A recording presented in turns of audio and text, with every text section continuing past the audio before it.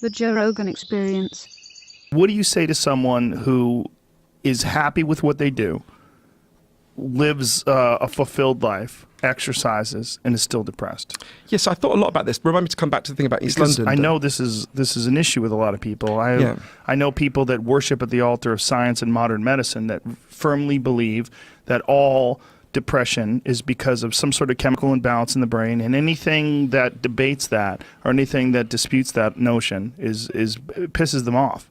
Yeah, no, I understand that, and I would have been like that for many. Do you get that? Yeah, of course, I was like that for many years. Do you get that? Oh, do you mean do I get some people responding that way? Sure, of course. I think the World Health Organization is the leading medical body in the world, right?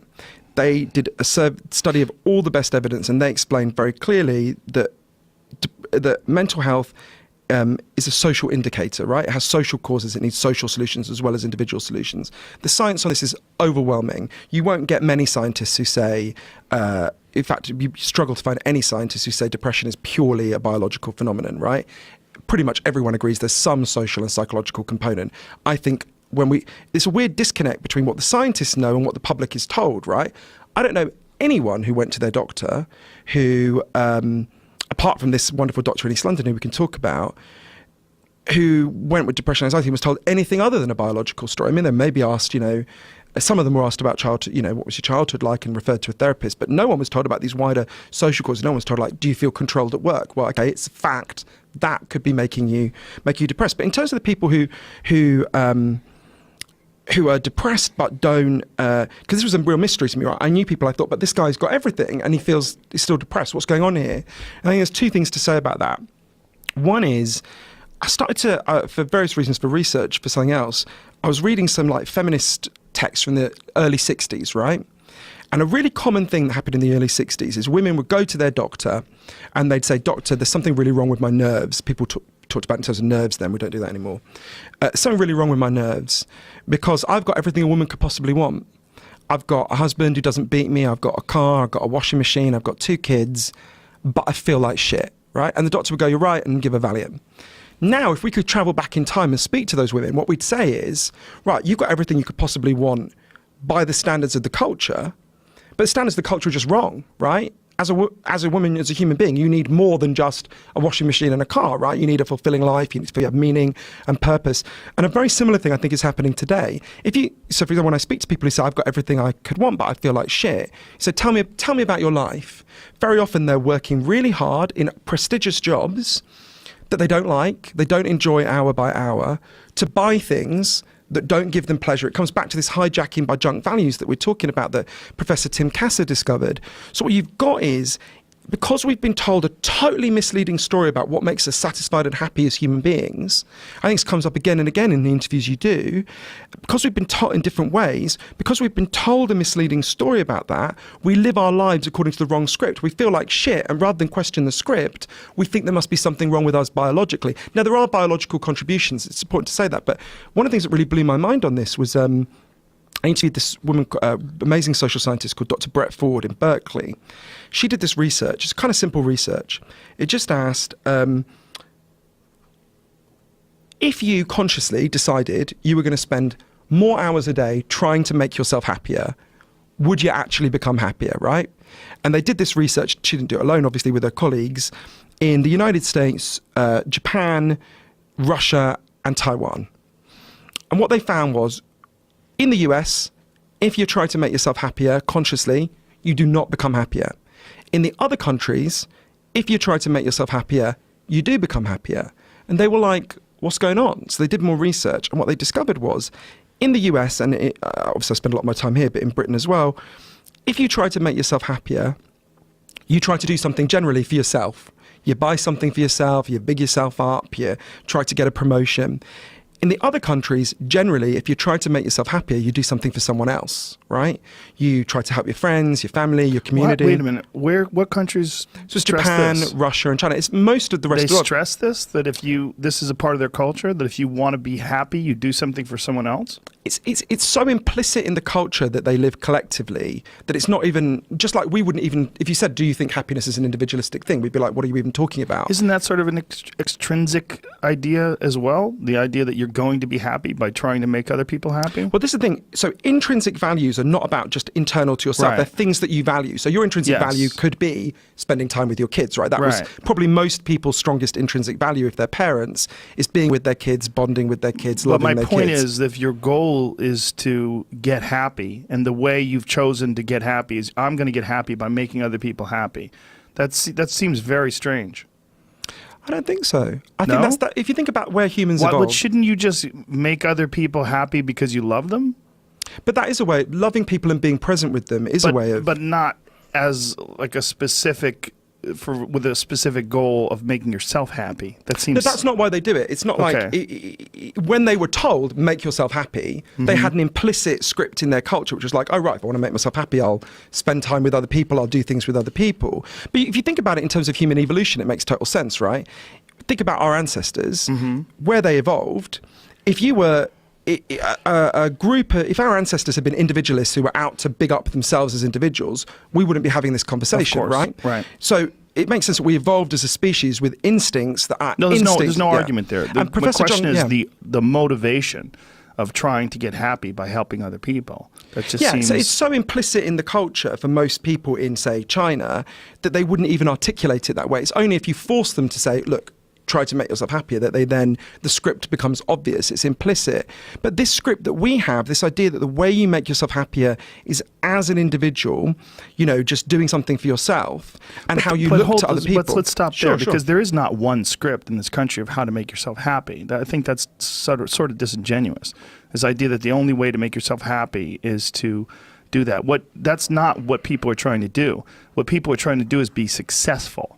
And I don't think they necessarily equate success with happiness, but what they do equate success with is an alleviation of debt, an alleviation of problems, an alleviation of a lot of the issues that people face. Totally. And they think of that as, if you look at the problems that you have when you're growing up, you look at especially if you grow up in a poor family, one of the main problems that you face is you're worried about paying your bills. So you say, someday I'm going to get to a point where that is no longer an issue. I'm going to make it. I'm going to be successful. They're not doing it thinking this is going to make me happy. I very rarely see that, and which is one of the reasons why even people's parents, and this freaks me the fuck out, will tell them to not pursue their dreams, but instead to pursue something that's more likely to happen. Like, don't pursue your dream of becoming an actor or a singer or whatever it is. Instead, pursue your think of being the foreman at the company you work at, because that's attainable. I think you're totally right, and I think there's a lot of evidence that you're right, that the financial anxiety is a massive driver of depression and anxiety, obviously. That there's an interesting study that found people who have an income from property are 10 times less likely to develop an anxiety disorder than people who don't. And there was a really interesting experiment in how we can respond to that. It's one that President Obama said late in his term he thinks would have to happen across the country in the next 20 years for various reasons. So in Canada in the 70s, the Canadian government chose a town at random. It seems to genuinely have been random. It's a town called Dauphin. It's anyone who knows Canada, it's about 4 hours out of Winnipeg. And they said to a big group of people in this town, we're going to give you guys, for the foreseeable future, we're going to give all of you a guaranteed basic income. We're going to give you the equivalent of, in today's money, $15,000 US, right? There's nothing you can do that means we'll take it away from you, and there's nothing you have to do in return for it. You're citizens of our country, we want you to have a good life, right? It was partly because they had a kind of welfare system, but it was, a lot of people were falling through the cracks, and they wanted to do a little experiment to see would this work better. And this was studied very carefully by a woman I interviewed called Dr. Evelyn Forget, to see what happened. And loads of interesting things happened. People spent more time with their kids. Very few people quit work, but a lot of people turned down shitty jobs, so actual overall work standards improved because employers had to attract people with better standards. But for me, the most interesting thing is there was a huge fall in depression and anxiety, right? Depression and anxiety that was so severe people had to be hospitalized fell by 9%. Which is remarkable in just 3 years. And then the program ended. Dr. Forget said to me, I thought so much about that what I'd learned about the cow. Dr. Forget said, that's an antidepressant, right?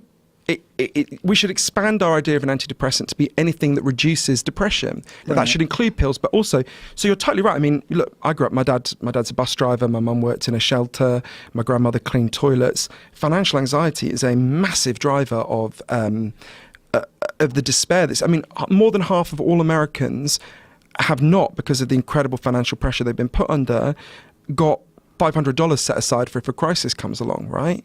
So you're talking about, that's a huge drop. And again, that's really important, because explain to people, if that's making you depressed and anxious, don't let a doctor tell you you've just got a chemical imbalance in your brain, right? Do doctors still say that? All the time. My nephew's best friend just literally a couple of weeks ago went to the doctor and was told, yeah, you've got a dopamine imbalance. The doctor said it's migrated in the 20 years since I went there from a serotonin. Was this in England or in the United States? This was in England, but I get contacted constantly by people who are being told they're told they've got chemical imbalances in their brains. Are they just as likely to prescribe antidepressants in England as they are American? It's slightly lower, but it's still exceptionly high. It's still, yeah. There's that narrative that an antidepressant must be in some sort of a pill form, and that even the expression antidepressant and antidepressant, it's a very confusing thing that we've sort of adopted very quickly in this country, and it's relatively recent, over the last 60, 70 years. And the people that have antidepressants in their body, that take them all the time and swear by them, boy, if you try to tell them in any way that there's a better option, they get extremely defensive.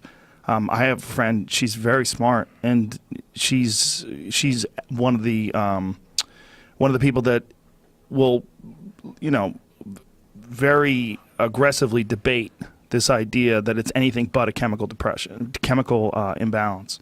But she doesn't take care of her body. She doesn't exercise all the time. She's slightly overweight. She doesn't eat the best foods. It's a weird thing. Well, and she's living in a society and culture that has all these forces that are rising that make people feel terrible, right? Yeah. And so a big thing for me is when I'm talking to this, because I've had some of that reaction as well, not too much, but I've had some of that reaction as well.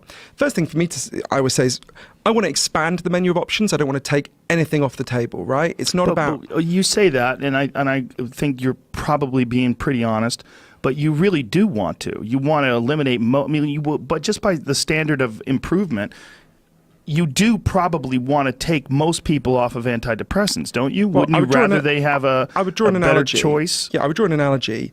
Obesity has massively risen in the Western world. It hasn't risen because people suddenly became greedy and lazy. It's risen because our food system is terrible, the way food supply system is terrible, and we've built cities that people can't walk and bicycle around, right? And they're really stressed all the time, and they get home from work exhausted, so they don't have time to exercise, a lot of them. In that context, some people will do, stomach stapling, liposuction, that kind of thing, right? Yeah.